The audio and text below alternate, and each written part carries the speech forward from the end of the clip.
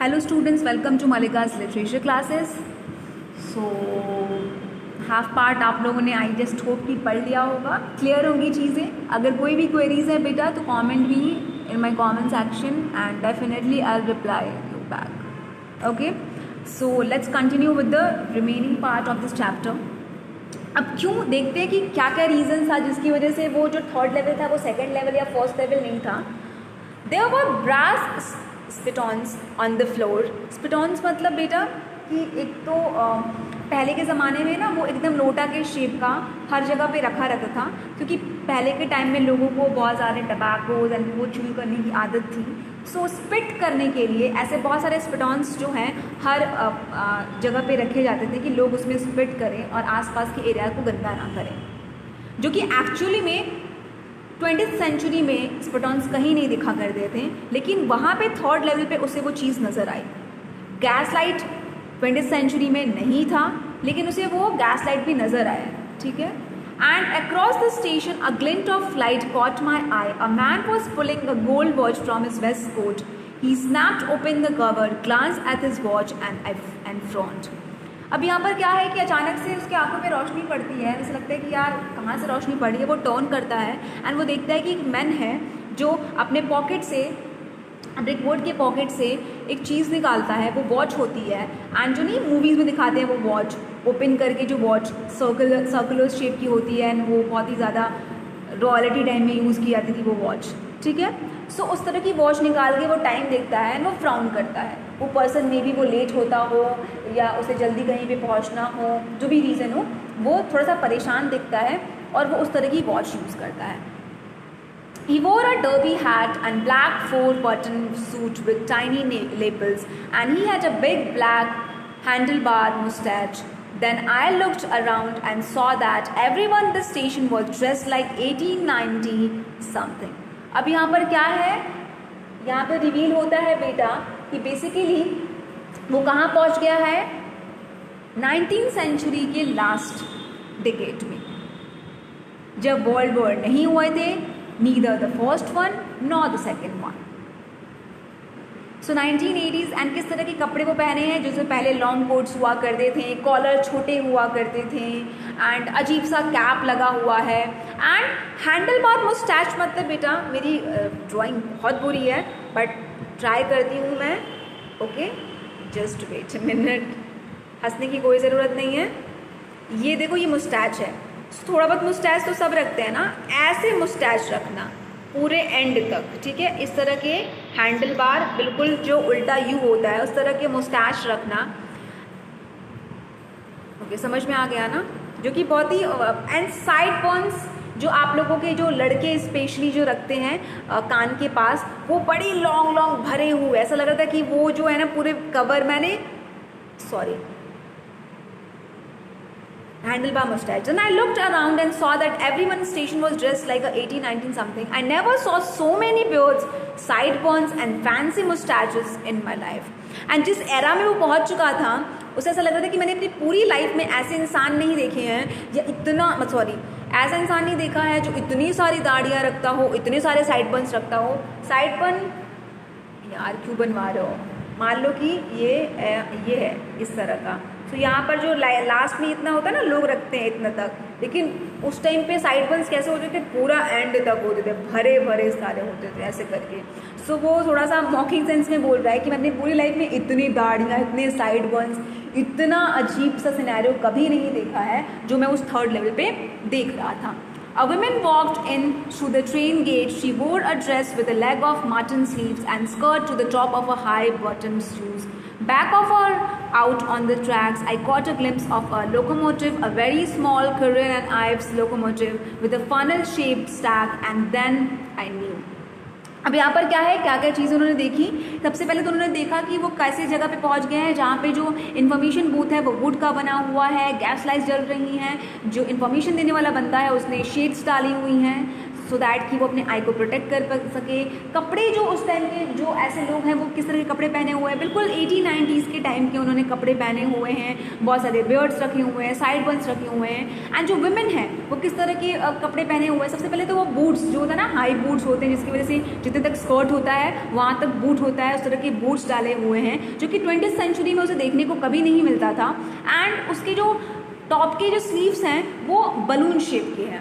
Mutton sleeves मतलब होता है बेटा, आजकल फिर से ट्रेंड में है इस तरह के, मुझे तो समझ में नहीं आ रहा, देखो इस तरह के बलून शेप्स ये स्लीव्स हैं ओके। एंड इस तरह के, ठीक है, जो ऐसे फैले हुए होते हैं ना अम्ब्रेला टाइप के, एंड फिर नीचे आके पतले हो जाते हैं, फुले फुले होते हैं, जो आप लोग प्रिंसेस को या हॉलीवुड मूवीज़ में देखे होंगे उस तरह के पहनते हुए, उस तरह का चीज़ें पहने रहते हैं। एंड नैरेटर को समझ में आ जाता है कि एक्चुअली में वो कहाँ पर है। टू मेक श्योर, जो कि उससे सोचा वो पहले चेकआउट करने के लिए कि मैं कुछ ऐसा तो नहीं है ना कि मैं कुछ गलत सोच रहा हूँ या फैंसी ड्रेस कंपटीशन तो नहीं चल रहा ना, वो क्या करता है, I walked over to a newsboy and glanced at the stack of paper and his feet. It was the world and the world hasn't been published for years.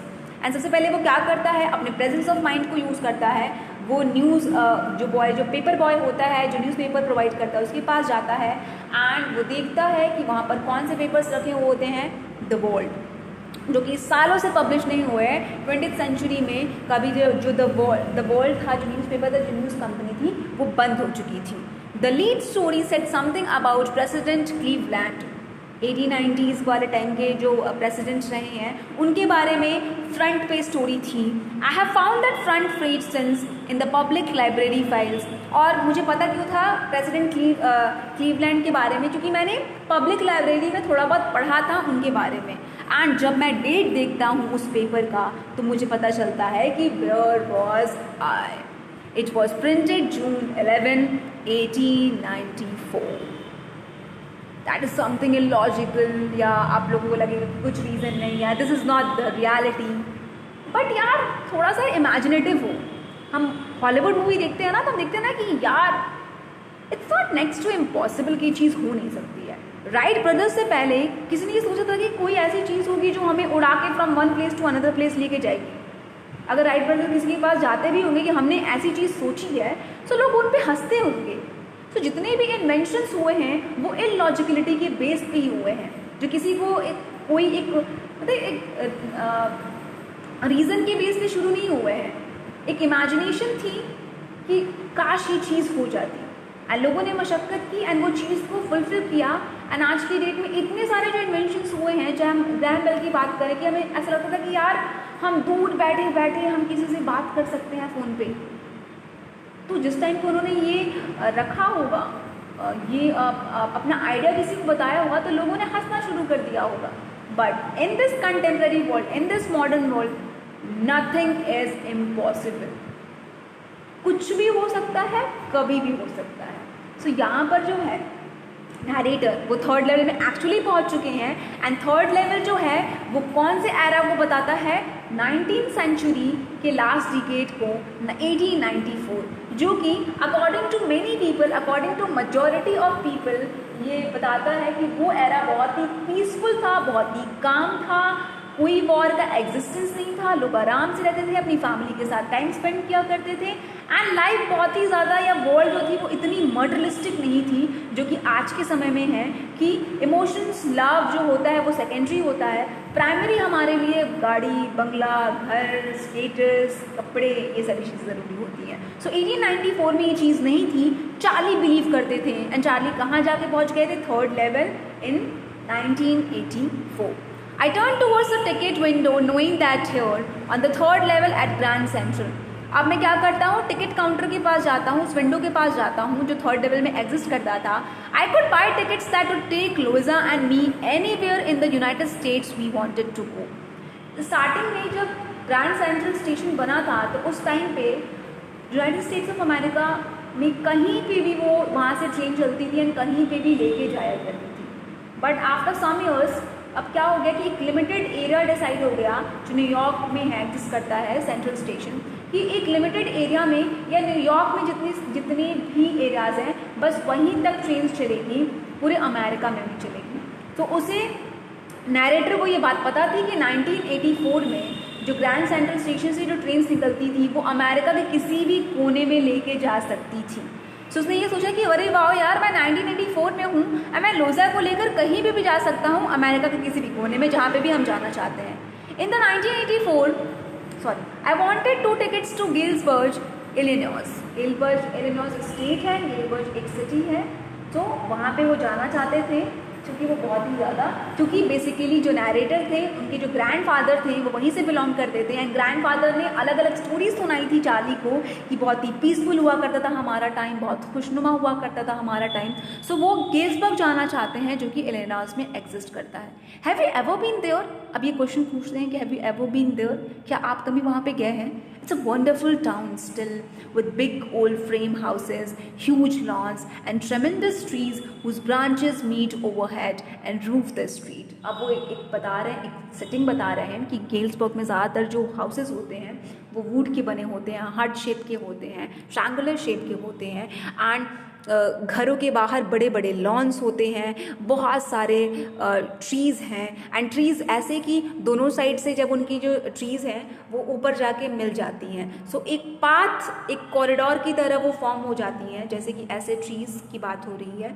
मान लो कि यहाँ पर ट्रीज़ है एंड यहाँ पर trees है, सो इनके branches बढ़कर ऊपर जाते हैं, इनके ब्रांचेस बढ़ के ऊपर जाते हैं, तो एक कॉरिडोर की तरफ फॉर्म हो जाता है पूरा रास्ता। सो बहुत ही ब्यूटीफुल वो गिल्सबर्ग सिटी है एंड मैं वहाँ जाना चाहता हूँ। And in 1894 summer evenings were twice as long. And अगर 1894 की बात करें तो उस टाइम पे जो शाम हुआ करती थी वो बड़े ही लंबी हुआ करती थी आज के टाइम से। आज तो हम शाम को हम काम में इतने ज़्यादा बिजी रहते हैं कि शाम निकल जाती है, हमें पता नहीं चलता है। लेकिन अगर हम पहले समय की बात करें, बहुत ज़्यादा पहले नहीं जाते हैं, लेकिन हम पहले अपने टाइम की पहले की बात करें तो कितना मज़ा आता था ना जब साथ में सब लोग शाम को बैठते थे, चाय पीते थे, लूडो खेला करते थे, कैरम खेलते थे। लेकिन अब ये सारी चीज़ें बहुत ही कम घरों में देखने को मिलती है क्योंकि अब हमारे पास मोबाइल फ़ोन्स हैं। तो अगर आप किसी घर में जाते हो तो छोटे से लेकर बड़े तक हर कोई इंसान साथ में तो बैठा है लेकिन हाथों में मोबाइल फ़ोन है एंड वो एक अलग ही दुनिया में बिजी है। सो इट्स वेरी इंपॉर्टेंट कि उस तरह का सिनेरियो क्रिएट करना, उस तरीके का एक सेटिंग वो अपने माइंड में क्रिएट कर रहे हैं कि गिल्सबर्ग उस टाइम पे 1894 में सॉरी बेटा, एक लाइन मिस हो गई है मेरे से और वो ये थी कि सॉरी, बैक ऑफ हर, आप थोड़ा सा ऊपर आइएगा, एक लाइन मिस हो गई है, इस वजह से मुझे वीडियो पॉज करना पड़ा। वहाँ पर जिस तरह से मैंने बताया कि जो विमेन है वो कैसे कपड़े पहने हुए हैं, जो मेन है वो कैसे कपड़े पहने हुए हैं, उन्हें एक और चीज़ मिलती है जो क्या मिलती है कि ट्रैक पर एक ऐसे ट्रेन्स होते हैं जो कोयले से चलते हैं, लोकोमोटिव कहते हैं एंड उसके प्लेट्स करर नाइफ्स अमेरिका में एक बहुत ही फेमस कंपनी थी जो प्लेट्स डिज़ाइन किया करती थी एंड उसके प्लेट्स ट्रेन्स में लगा करते थे, हर जगह लगा करते थे। तो इससे क्या पता चलता है कि बहुत पहले के वो ट्रेन्स थे, अब वो कंपनी बंद हो गई है एंड अब लोकोमोटिव जो ट्रेन है वो भी चलना बंद हो गई है जो कि पहले कोयले से चलती थी। सो सारी चीज़ें, तो अब इससे क्या पता चलता है कि मैं किसी अलग टाइम में आ गया हूँ, 20th सेंचुरी में नहीं हूँ। ओके सॉरी, मैंने वो लाइन मिस कर दिया था, मेरा ध्यान नहीं गया था उस चीज़ पे। सो अब यहाँ पे मैं बात कर रही थी कि कितना मज़ा आता है ना जब हम शाम को वक्त बिताते हैं, साथ में एंजॉय करते हैं। सो आप देख रहे हो कि in this contemporary world, in this current scenario, in this current world हमारे पास किसी के लिए टाइम नहीं है। सबसे इम्पॉर्टेंट, सबसे आयरॉनिकल चीज़ क्या है कि हमारे पास खुद के लिए टाइम नहीं है, हमारे पास हैप्पी होने के लिए टाइम नहीं है क्योंकि हम हर टाइम किसी न किसी चीज़ में बिजी होते हैं, हम रिलैक्स नहीं कर पाते हैं। सो जो नैरेटर हैं वो गिल्सबर्ग जाना चाहते हैं जहाँ पे वो एंजॉय कर पाएँ, एक पीसफुल एक सेटिंग हो जहाँ पर वो आराम से बैठ के अपनी फैमिली के साथ टाइम स्पेंड कर पाए। और भी चीज़ बता रहे हैं, okay, and people sat out on their lawns, जो लोग हैं वो लॉन्स में बैठा करते थे, मैन जो थे वो सिगार्स स्मोक किया करते थे और चुपचाप बातें किया करते थे। जो वुमेन होती थी वो पाम लीव्स, जो लकड़ी के बने हुए फैंस होते हैं, वो यूज़ करती थी क्योंकि उस टाइम पे लाइट वाइट का कुछ नहीं सीन था। And with the fire flies all around in a peaceful world. And थोड़ा सा शाम जब ट्वेलाइट होती है तो जो जुगनू होते हैं वो आना शुरू हो जाते हैं। तो कितना अभी मुझे सोच कर ही बड़ा अच्छी वाली फीलिंग आ रही है कि रियली रियली रियली मैं भी चाहती हूँ कि मेरा जो सिटी का जो स्टेशन है उसके नीचे कोई अंडरग्राउंड कोई चीज़ हो एंड मैं भी लॉस्ट हो जाऊं और मुझे भी एक ऐसा लेवल मिल जाए जो मुझे लेके चला जाए 18th एंड 17th सेंचुरी में, जहाँ पे जो वर्ल्ड हुआ करता था वो बहुत ही पीसफुल हुआ करता था, जहाँ पे लोग एक दूसरे के लिए जेलसी नहीं रखा करते थे, ईगो नहीं रखा करते थे, जहाँ पे इमोशंस, लव, फ्रेंडशिप की ज़्यादा वैल्यू हुआ करती थी कंपैरेटिवली मटेरियलिस्टिक चीज़ों के। सो इस तरह की चीज़ें स्केप कौन नहीं चाहता अपनी लाइफ में, लेकिन लकीली चार्ली को वो स्केप मिलता है एंड उन्होंने एक्सपीरियंस किया उस थर्ड लेवल को। Okay, to be back there with the first world war still 20 years of end world war 2 over 40 years in the future. अब यहाँ पे बता रहे हैं कि अगर हम 1994 से देखें तो फर्स्ट वर्ल्ड वॉर हमारा शुरू हुआ था 1914 टू 1918। सो अभी 20 साल दूर था फर्स्ट वर्ल्ड वॉर एंड हमारा जो सेकेंड वर्ल्ड वॉर था वो शुरू हुआ था 1939 टू 1945। सो अभी 40 साल दूर था। सो वॉर का कोई भी नामो निशान तक नहीं था 1994 के टाइम में, सब कुछ बहुत ही पीसफुल चल रहा था। आई वॉन्टेड 2 tickets फॉर दैट, और मैं सीरियसली मैं वहाँ पे जाना चाहता हूँ, उस लाइफ को एंजॉय करना चाहता हूँ जहाँ पे कोई रश ना हो, जहाँ पे कोई वॉर ना हो, जहाँ पे किसी भी तरह की इनसिक्योरिटीज़, फियर ना हो, जहाँ पे कोई हार्शनेस ना हो, जहाँ पे कोई भी रूडनेस ना हो, सब कुछ लव, इमोशंस, पीसफुलनेस से भरा हो। Okay, where was that? The clerk figured the fare, I am really sorry, कुछ मिस कर दिया मैंने। और अच्छा, ओके, टिकट के लेने के पास जाते हैं और वो क्लर्क जो होता है वो चेक करता है, कैलकुलेट करता है। फिगर मतलब कि कैलकुलेशन बेटा। सो वो फेयर को काउंट करता है, पैसों को काउंट करता है कि कितना हुआ उनका। He glance at my fancy headband but he figured the fare. थोड़ा सा अजीब था, जैसे कि नैरेटर के लिए अलग सा था एक्सपीरियंस कि 1994 में पहुंच चुके हैं, ड्रेसेस वो नोटिस कर रहे हैं, हैट नोटिस कर रहे हैं, कपड़े नोटिस ट्रेन्स नोटिस कर रहे हैं, किस तरह के स्पटॉन्स रखे गए वो नोटिस कर रहे हैं। तो डेफिनेटली 1894 का बंदा जिसने कभी भी उस तरह का ड्रेस नहीं देखा है जो 20th सेंचुरी में पहना जाता होगा, सो डेफिनेटली थोड़ा सा उसे ऑकवर्ड लगा, बट उसने अजीब ही बनता है यार, आजकल पता नहीं कैसे कैसे फैशन आ गए। फिर भी उसने कुछ नहीं बोला और उसने काउंट करना शुरू कर दिया कितना फेयर हुआ। And I had enough for the 2 coach tickets, और मेरे पास इतनी मनी थी कि हम दोनों वन में तो जा सकते थे, क्योंकि यहाँ पर एक बहुत बड़ी चीज़ थी, उसके पास इतनी इनफ मनी थी कि वो गेल्सबर्ग जा सकता था अपनी पत्नी के साथ, लोइजा के साथ वन पे, क्योंकि उसे वापस नहीं आना था कभी भी इस वर्ल्ड में। उसे हमेशा के लिए जाना था इलिनॉइस में, जहाँ पे वो पीसफुल माहौल मिले उसे। एक बहुत बड़ा मैसेज यहाँ पे प्रोवाइड हो रहा है जो कि बहुत ही हिडन है, लेकिन अगर आप ध्यान दोगे तो यहाँ पे वन वे का यूज़ इसलिए है कि मेरे पास इतना इनफ मनी है and I am fully satisfied कि मैं जा सकता हूँ वहाँ पे, क्योंकि मेरा कोई इंटेंशन नहीं है वापस लौट कर आना न्यूयॉर्क में। But when I counted out the money and looked up the clerk was staring at me, he noted at the bill. और जैसे ही मैंने पैसे निकाल के अपना पैसा काउंट करना शुरू किया, जो क्लर्क था वो मुझे बहुत घूर घूर के देखने लगा। दैट एंड मनी मिस्टर, ये मनी नहीं है mister. if you are trying to skin me, you won't get very far. Skin me मतलब बेटा कि अगर तुम मुझे धोखा लेने की, स्विंडल करने की कोशिश कर रहे हो, धोखाधड़ी करने की कोशिश कर रहे हो ये नकली पैसे दिखाकर, सो बहुत मेरी ऊंची तक पहुंच है, बहुत दूर तक तुम नहीं जा पाओगे। And he glance at the cash drawers beside me, और उसके बाद वो देखने लगा कि उसका जो कैश है वो प्रॉपर्ली जगह पे है ना, क्योंकि ऐसा लगा कि सामने वाला जो चार्ली है वो चोर होगा, अचानक से उसका पैसा लुट के भाग ना जाए। सो उसने धमकी दी कि तुम दूर तक नहीं जा पाओगे। और जब चार्ली की नज़र उस पैसे पड़ी तो उसको समझ में आया कि ओ गॉड, मैंने पहले क्यों नहीं नोटिस किया। Of course the money was old style bills, half again as big as the money we use nowadays. अगर हम पहले की बात करें तो जो मनी हुआ करती थी वो बहुत बड़ी बड़ी हुआ करती थी, एकदम बिल्कुल पेपर वाले साइज में हुआ करती थी, या उसका हाफ हुआ करती थी। ठीक है, हम तो और छोटा और हो गया, अब तो और छोटा हो गया है। पहले के हम 100 रुपीज़ के नोट देखें और अब के 100 रुपीज़ के नोट देखें, सो डिफरेंस है दोनों में। ठीक है, सो यहाँ पर जब उसको याद आता है कि अरे यार, अगर मैं 1894 में हूँ तो मुझे पैसे भी तो उसी टाइम के चाहिए ना। I turned away and got out of fast, and मैं इतना डर गया था कि कहीं ये पकड़ के मुझे जेल में ना भेज दे। एंड 1894 के यहाँ पे फिर से वो मॉक सीरियसनेस यूज़ कर रहा है, थोड़ा सा मॉक कर रहा है, मजाक उड़ा रहा है अपना और दूसरों का भी, एंड एक सटारिक वे में यूज़ कर रहा है कि 1894 का और इस टाइम का जेल दोनों में कोई फ़र्क नहीं है, उतनी ही सज़ा मिलती थी, उतनी ही पनिशमेंट मिलती थी। तो डर के मारे वो भागता है वहाँ से, और एंड दैट वॉज दैट, मैं वहाँ से निकल गया। I left the same way I came, और जैसे मैं आया था उसी तरफ से मैं वापस चला गया, आई सपोज, जैसा मुझे लगता है कि मैं उसी वे से वापस आया जिस वे से मैं गया था।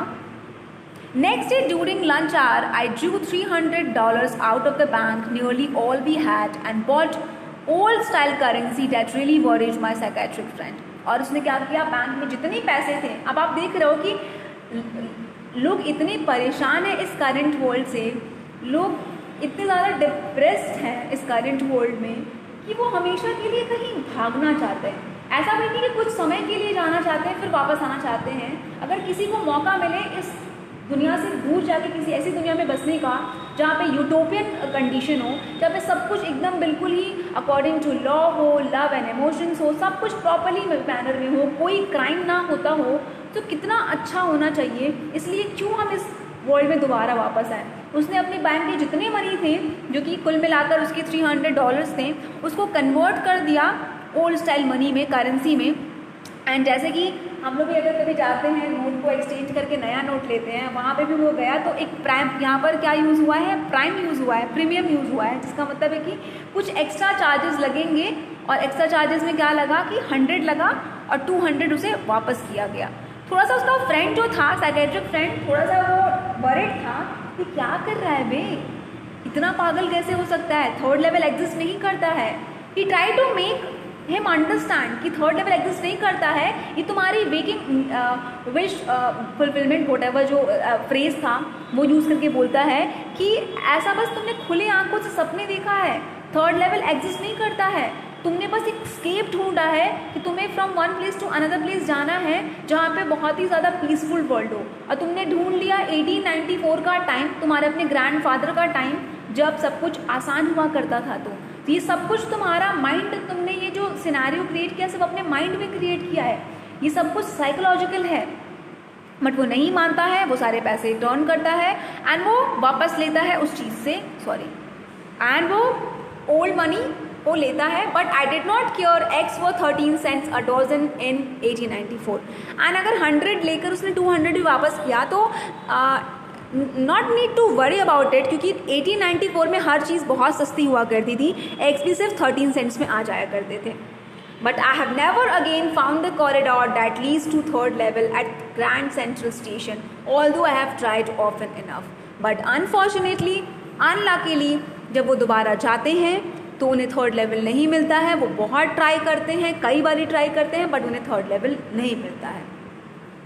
Louisa was pretty worried when I told her all this and did not want me to look for the third level anymore. And जब मैंने लुइसा को ये सारी चीज़ें एक्सप्लेन की, बताया, अपना एक्सपीरियंस बताया, she was quite worried for me, और उसने बोला कि प्लीज़ तुम मत करो ऐसी चीज़ें, मत जाओ। उसे डर था अपने हस्बैंड के लिए। And after a while I stopped, and कुछ समय बाद मैंने थर्ड लेवल को ढूंढना बंद कर दिया। I went back to my stamps, उसके बाद मैं स्टैम्प कलेक्शन पे चला गया, फिर मैं स्टैम्प्स इकट्ठा करने लगा। But now we were both looking, लेकिन एक टर्निंग पॉइंट आया, अब लुइसा भी ढूंढने लगी चार्ली के साथ वो थर्ड लेवल। हुआ क्या था?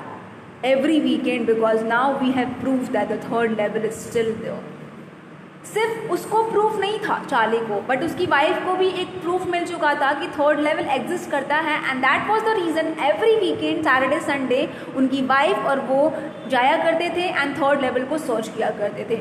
My friend Sam winner disappeared, उनका एक जो फ्रेंड था वो अचानक से गायब हो गया।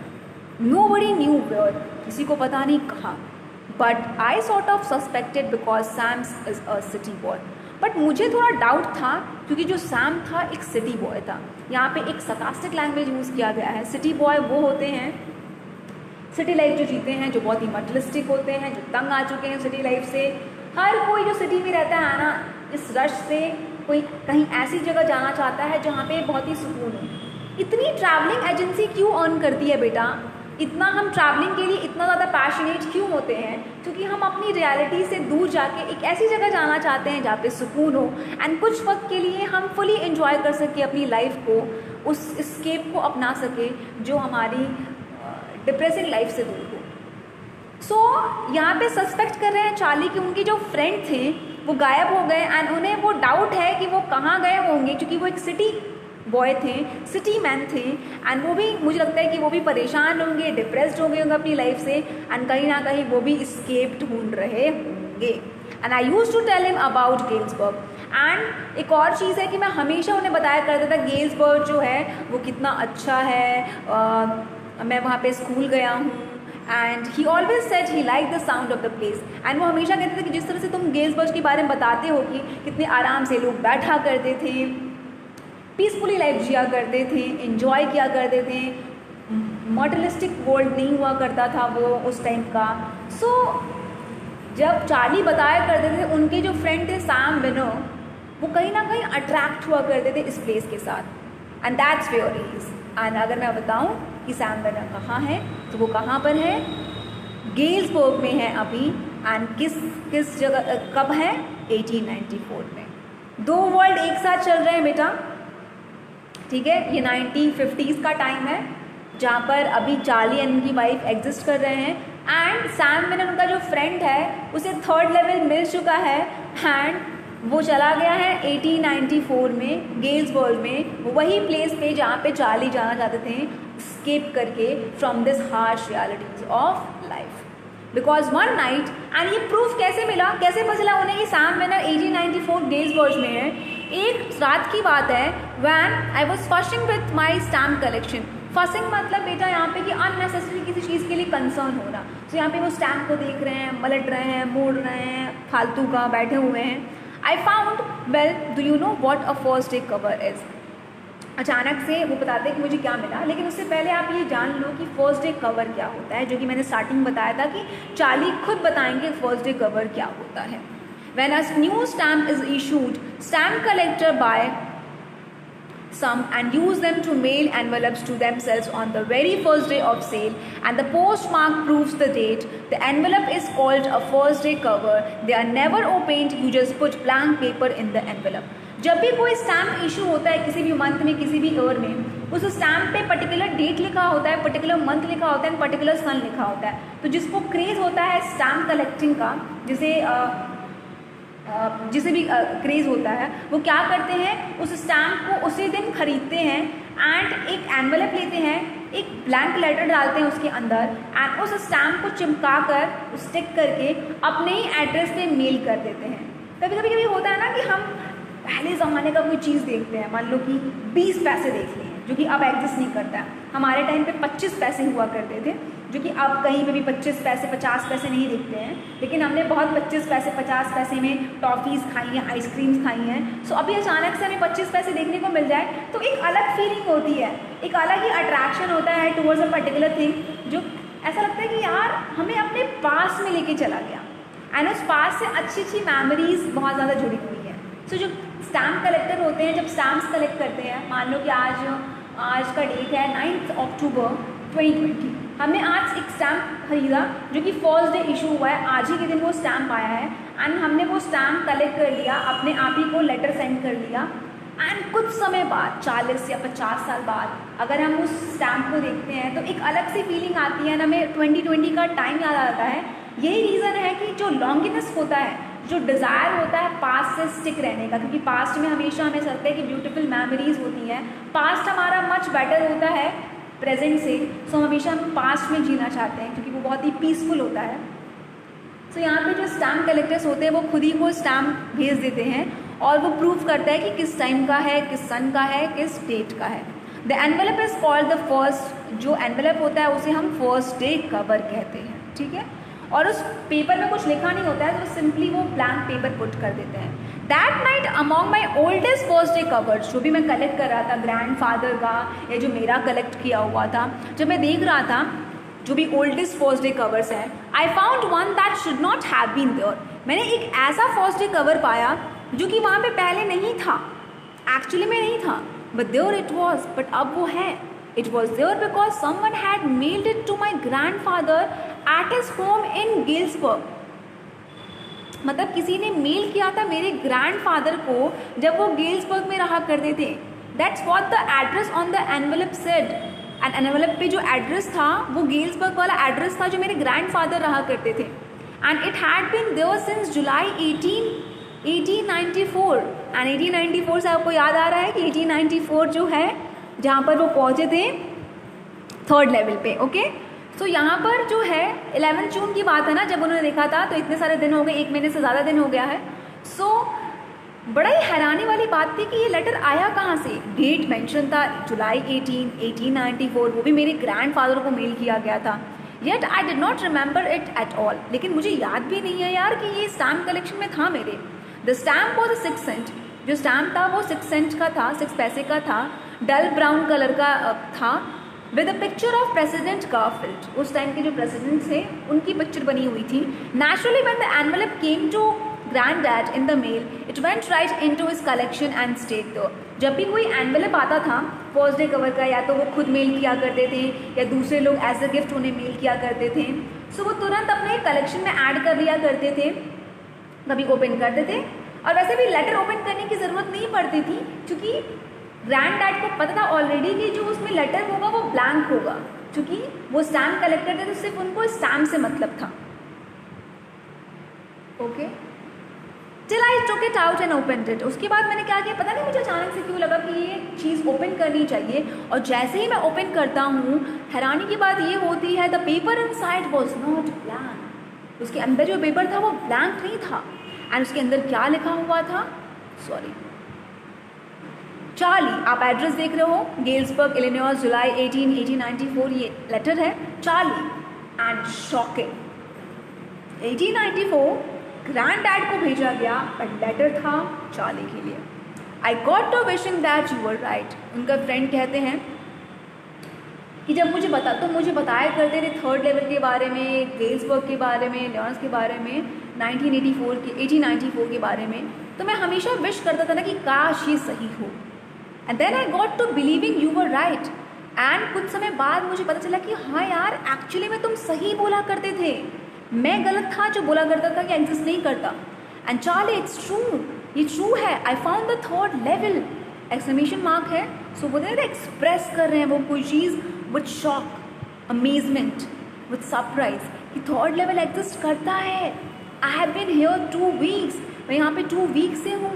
And right now down the street at the Delhi place है, वहाँ पर कोई है जो पियानो प्ले कर रहा है। एंड सभी लोग पोर्च पे अपने घर के बाहर वाले एरिया में सब बैठे हुए हैं। एंड गाना प्ले हो रहा है उस टाइम का 1894 का famous song seeing Nellie home, and play हो रहा है, बहुत ही सूदिंग सा एटमोसफियर है, मैं इन्जॉय कर रहा हूँ। And you know what, I am invited over for lemonade. मुझे ड्रिंक के लिए इन्वाइट किया गया है किसी घर पे, मैं इन्जॉय कर रहा हूँ। नॉर्मली इस करंट सिनेरियो में लोग, जब तक कि आपसे कोई बेनिफिट ना हो, कोई आपको इनवाइट नहीं करता है। यहाँ पे 1894 की बात हो रही है, जहाँ पे एक स्ट्रेंजर को भी लोग इनवाइट करते हैं एंड उसके साथ फ्रेंडशिप करते हैं। एंड कोई हिडन इंटेंशन नहीं होता है, जस्ट टू डेवलप फ्रेंडशिप, बस, कोई हिडन इंटेंशन नहीं। तो किसी ने मुझे इन्वाइट किया है लेमनेड पे, नींबू पानी लेमनेड को कहते हैं, तो ड्रिंक पे इनवाइट किया है। कम ऑन बैक प्लीज़, तुम भी आ जाओ, चार्ली एंड लोइजा, तुम दोनों आ जाओ। Keep looking till you find the 3rd level, it's worth it, believe me. और हाँ, तुम देखना बंद मत करना, 3rd लेवल को सर्च करते रहना, because trust me 3rd level exist करता है। एंड जब तुम्हें 3rd लेवल मिलेगा और तुम यहाँ पे गेल्सबर्ग में आओगे, सीरियसली तुम्हें लगेगा कि ये जितने भी तुमने मशक्क़त की है वो वर्दी था, वो बेकार नहीं जाएगा। The note is signed by Sam. At the stamp and coin store I got to. और जब मैं गया स्टैम्प कलेक्टर, जहाँ पे मैं स्टैम्प कलेक्ट करता हूँ, जहाँ पे मैं पैसे चेंज करता हूँ, तो मुझे पता चला कि सैम जो था मेरा फ्रेंड, वो $800 को एक्सचेंज करके ओल्ड स्टाइल में उसने करेंसी करवाई है। And that out to set him up in a life. And जैसे मुझे पता है कि 1894 में ज़्यादा कुछ महंगा नहीं था, और सैम ने मुझसे बहुत सी चीज़ें शेयर की थी। शुरू से उसके मन में था कि वो होता ना कि खेती बाड़ी करे, लिटरली, मतलब कि क्रॉप्स एंड ऑल्स, वो सारे फील्ड को, and feed animals and great business, मतलब एकदम बिल्कुल फार्मर की तरह लाइफ को बिताए। उस तरीके से वो वहाँ पर वो चीज़ कर रहा है। ही always said that's what he really wished he could do. वो हमेशा कहता था कि मैं यही चीज़ करना चाहता था शुरू से, लेकिन मैं कर नहीं पाया। And he certainly can't go back to his old business. And अगर 1894 में वो पहुँचा है, सो वो अपने ओल्ड बिजनेस को अपना नहीं सकता जो कि वो यहाँ पर था. Not in Galesburg, Illinois in 1894. His old business, Sam was psychiatrist. Boom, boom. So यहाँ पर जो है वो रिवील हुआ कि सैम वेनर वो साइकेट्रिस्ट था जो कहता था कि तुम मनगढ़ंत कहानियाँ बना रहे हो, ये स्केप है. एंड साइकेट्रिस्ट कौन होते हैं बेटा? टू मेक यू रियलाइज कि nothing is going wrong, and अगर कुछ रॉन्ग जा भी रहा है तो करेक्ट हो जाएगा. You don't need to escape. लेकिन हैरानी की बात यह है कि in current world, in current scenario, even psychiatrist need some escape.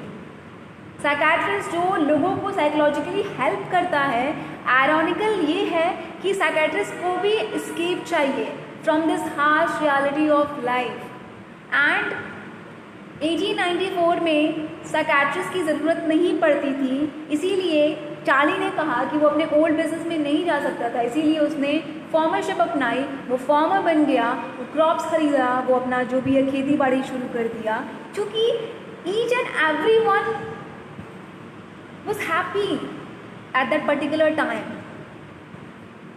सब खुश थे, पीसफुल माहौल था, कोई डर नहीं था, कोई वॉर का डर नहीं था, लोग धोखाधड़ी नहीं करते थे, लोग एक दूसरे को मर्डर नहीं किया करते थे, रेप कम से कम हुआ करते थे, क्राइम्स एकदम ना के बराबर हुआ करते थे.